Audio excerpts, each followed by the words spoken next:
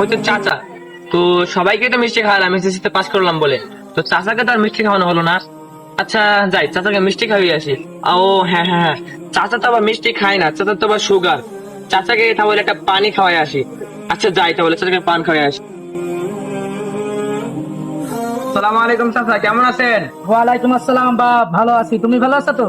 হ্যাঁ আলহামদুলিল্লাহ ভালো আছি। চাচা পানটা খান। কীর্তন বাপ। হ্যাঁ এসএসসি তে পাস করছি তো চাচা, তাই সবাইকে মিষ্টি খাওয়াচ্ছি।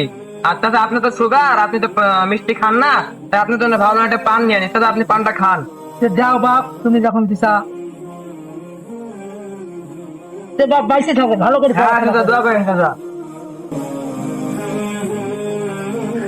সবারই তো রেজাল্ট শুনলাম কম বেশি।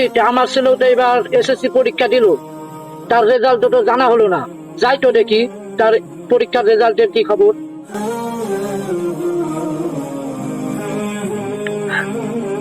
হাবিব, সবার রেজাল্ট এটা শুনলাম, তুমিও তো পরীক্ষা দিলা বাপ, তোমার রেজাল্টের কি খবর?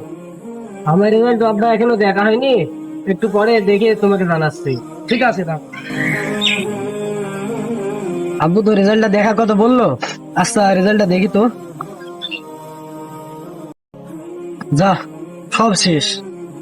আমার আব্বুর এত স্বপ্ন সব ভেঙে গেল।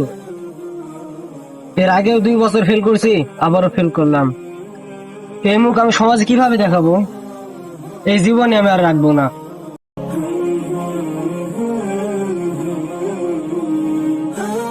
চাচা, হাবিব কোথায় গেছে? হাবিবকে তো কোথাও দেখলাম না, বাড়িতে আছে নাকি?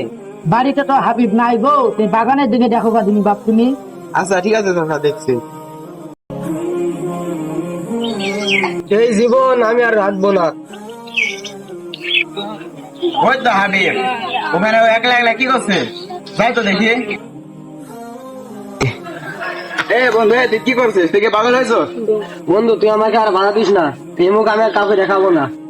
আমি গত 2 বছর ফেল করছি, এবার ফেল করলাম। তুই বল আমি কিভাবে মুখ সমাজে দেখাবো? আচ্ছা ঠিক আছে, চল তোর বাপের কাছ থেকে নিয়ে যাই দেখি।